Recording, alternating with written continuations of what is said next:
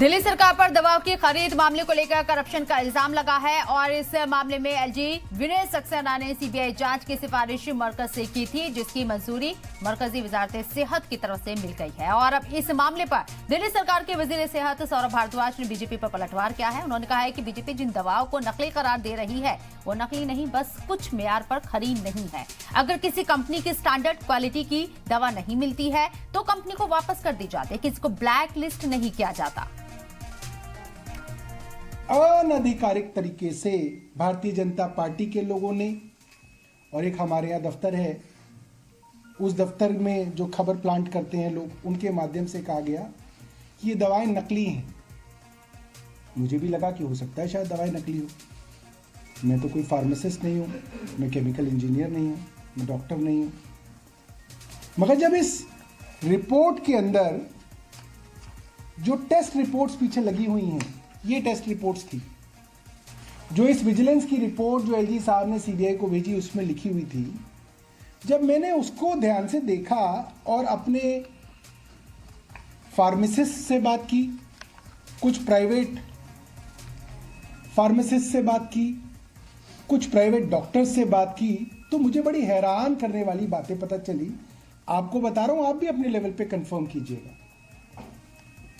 पहली रिपोर्ट जिसको बताया गया कि वो नॉट ऑफ स्टैंडर्ड क्वालिटी है। अब ध्यान दीजिए कि मैं एक शब्द इस्तेमाल कर रहा हूं, not of standard quality.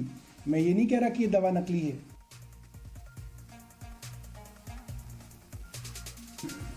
Delhi सरकार के कुछ अस्पतालों के अंदर कुछ सैंपल्स दवाइयों के स्टैंडर्ड के नहीं पाए गए। अलग अलग सैंपल्स के विषय में बताया कि करीब 43 सैंपल्स, 43 सैंपल्स दिल्ली सरकार के 3 हॉस्पिटल से लिए गए, एबास से, एलएनजेपी से, डीडीयू से। और उन 43 सैंपल्स के अंदर 5 सैंपल्स एनएसक्यू डिक्लेयर किए गए। एनएसक्यू मतलब नॉट ऑफ स्टैंडर्ड क्वालिटी। और आप देखेंगे कि इस आधिकारिक रिपोर्ट के अंदर यही शब्द बार बार इस्तेमाल किया गया है, नॉट ऑफ स्टैंडर्ड क्वालिटी। कहीं पे भी ये नहीं कहा गया ये ड्रग फेक है, नकली है, जहर है, स्पूरियस है। ऐसा कहीं नहीं कहा गया, क्योंकि एक आधिकारिक तौर पे आप ये नहीं लिख सकते, क्योंकि ऐसा था नहीं।